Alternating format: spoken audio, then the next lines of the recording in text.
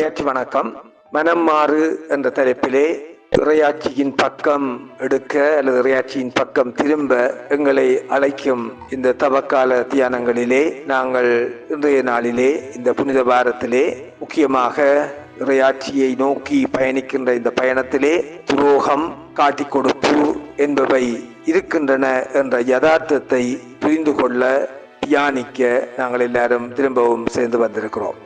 இயேசு யூதாஸ் காரியோத்திடம், யூதாசே, முத்தமிட்டா மானிட மகனை காட்டிக் கொடுக்க போகிறாய் என்றார். யூதாசே, முத்தமிட்டா மானிட மகனை காட்டிக் கொடுக்க போகிறாய் என்றார். லூக்கா 22 அதிகாரம் 48 அன்பானவர்களே, துரோகம், காட்டிக் கொடுப்பு இவை இறையாட்சியை நோக்கிய பயணத்திலே சிறுவழியிலே அன்றாட அனுபவங்களாக கூட வந்துவிட்டனவா என்று கேட்கின்ற அளவுக்கு இன்றைய காலத்திலே நாங்கள் பல்வேறுபட்ட சவால்களை எதிர்கொள்கிறோம்.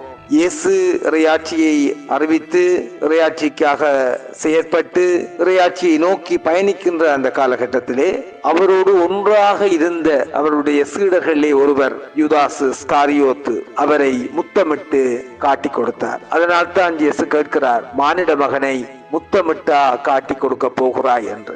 ஆகவே உறவு, ஒன்றாக வாழுகின்ற நட்புறவு, அன்புறவு இவையெல்லாம் நன்றாக இருந்தால் நல்லவைதான்.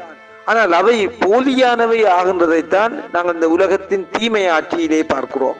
இறையாட்சியிலே இந்த போலித்தனங்களுக்கு எல்லாம் இடமில்லை. இந்த உலகத்திலே இருக்கிற தீமைகளை நிராகரித்து இறையாட்சியை நோக்கி பயணிப்பது மிகவும் முக்கியமானது. நாங்கள் வாழுகின்ற சூழ்நிலையிலே அரசியல், சமூக, கலாச்சார, பொருளாதார ரீதியிலே பல்வேறுபட்ட சவால்களை நாங்கள் எதிர்கொள்கிறோம்.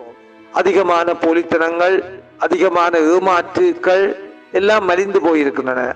இவற்றுக்கு மத்தியிலே இந்த தீமைகளை நிராகரித்து இறையாட்சியுடைய பக்கம் மனம் மாறி அன்றாடம் இறையாட்சியின் பாதையிலே நடக்கிற பொழுது எங்களோடு இருந்தவர்கள் எங்களை தெரியாது என்று சொல்லுவார்கள். எங்களோடு இருந்தவர்கள் எங்களை தீமைக்குள்ளே கையளிப்பார்கள். அதன் மூலம் அவர்களுக்கு சில நன்மைகள் வருவது அவர்களால் உறுதி செய்யப்படும். ஆனால் அவை நன்மையா என்பது மிகவும் முக்கியமான கேள்வி.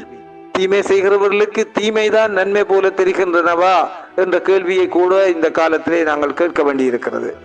ஆனபடியால் அன்பானவர்களே, இந்த புனித வாரத்துக்குள்ளே இறையாட்சியை நோக்கி மனம் மாற வேண்டும் என்ற துணிப்பொருளிலே தியானித்துக் கொண்டு வருகின்ற நாங்கள் துரோகத்தையும் காட்டிக் கொடுப்புகளையும் கண்டு மலைத்து போகாதபடி அவற்றையும் கடந்து இறையாட்சிக்காக மனம் மாறுவதும் இறையாட்சிக்காக உழைப்பதும் மிகவும் முக்கியம்.